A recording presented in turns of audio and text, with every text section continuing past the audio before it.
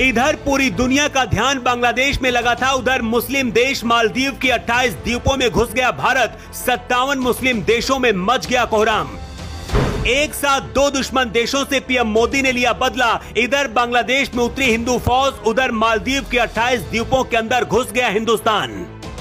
शेर हमेशा 4 कदम पीछे हटकर वार करता है, ऐसा ही वार मोदी ने एक साथ बांग्लादेश और मालदीव के ऊपर कर दिया है। जो लोग कह रहे हैं कि बांग्लादेश में हिंदुओं को बचाने के लिए मोदी क्या कर रहे हैं, वो इस रिपोर्ट को अंत तक जरूर देखें, क्योंकि भारत ने ऐसा धमाका कर दिया है कि 57 मुस्लिम देश हिल गए हैं। इधर जब बांग्लादेश की राजधानी ढाका में लाखों हिंदू एकजुट हुए, हर तरफ भगवा नजर आ रहा था, उधर एस जयशंकर और एनएसए अजीत डोभाल का एक ऑपरेशन मुस्लिम देश मालदीव पर भी चल रहा था। और अब मालदीव के राष्ट्रपति खुद अपने 28 द्वीप भारत को सौंप दिए। लेकिन पहले बात करते हैं बांग्लादेश की।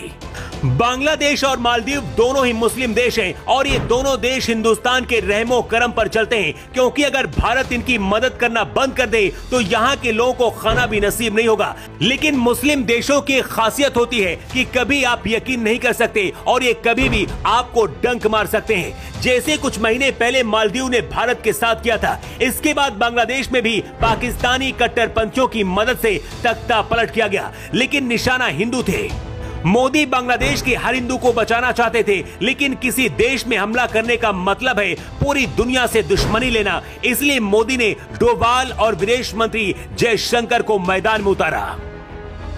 सबसे पहले जयशंकर ने कूटनीतिक तरीका अपनाया और डोभाल ने खुफिया तरीका। बांग्लादेश के हिंदुओं तक संदेश पहुंचाया गया और इसके बाद बांग्लादेशी हिंदू एकजुट होकर बांग्लादेश की राजधानी ढाका में पहुंच गए, जहां इस वक्त जय श्री राम के नारे लग रहे हैं। बांग्लादेश में इस वक्त भारत की खुफिया एजेंसी रॉ के एजेंट फैल चुके हैं और हिंदुओं की मदद कर रहे हैं। इसका नतीजा है कि ढाका में हिंदुओं ने भगवा लहरा दिया है। बांग्लादेश में अब शेख हसीना के समर्थक सड़कों पर उतर आए हैं।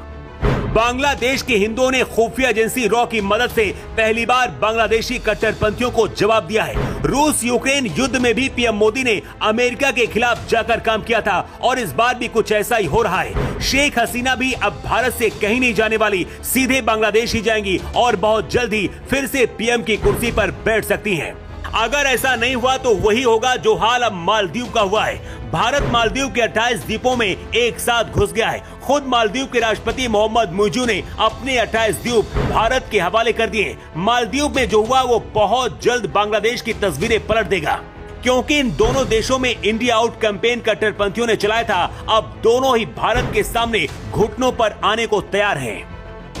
मालदीव के राष्ट्रपति मोहम्मद मुइज़ू ने ऐलान किया है कि उन्होंने अपने देश के 28 द्वीप भारत को हैंडओवर कर दिए हैं।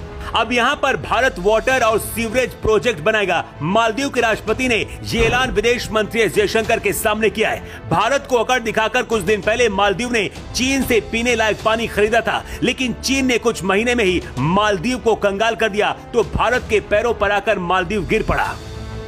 मालदीव के राष्ट्रपति का ये ट्वीट देखिए, जिसमें लिखा है कि आज भारत के विदेश मंत्री जयशंकर से मिलकर बहुत अच्छा लगा। मैंने मालदीव के 28 द्वीपों पर जल और सीवरेज के प्रोजेक्ट भारत को दे दिए हैं। मैं भारत के पीएम मोदी को मालदीव का समर्थन करने के लिए धन्यवाद देता हूं। ये वही मुइज़ू हैं जो कुछ दिन पहले कह रहे थे कि भारत हमको आंख न दिखाए, लेकिन अब घुटनों पर आकर अपने देश के 28 द्वीप भारत को हैंड ओवर कर दिए हैं।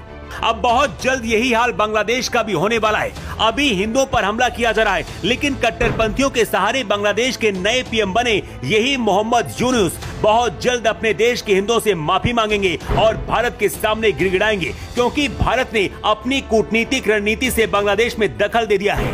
बांग्लादेशी हिंदुओं ने ढाका में कब्जा जमा लिया है और बहुत जल्द फिर से शेख हसीना पीएम बन सकती है। बांग्लादेश में अगर यूनुस सरकार भी रही तो हिंदुओं पर अत्याचार अब बर्दाश्त नहीं होगा, क्योंकि ढाका की तस्वीरें देखकर दुनिया के 57 मुस्लिम देश भी कांप उठे हैं। जो कट्टरपंथी कल तक बांग्लादेश से हिंदुओं को पूरी तरह से खाली करने का ख्वाब देख रहे थे, अब वही छुपने की जगह खोज रहे हैं। मोदी सरकार जिस तरह से काम कर रही है, क्या वो सही है? अपनी राय कमेंट करके आप जरूर बताएं।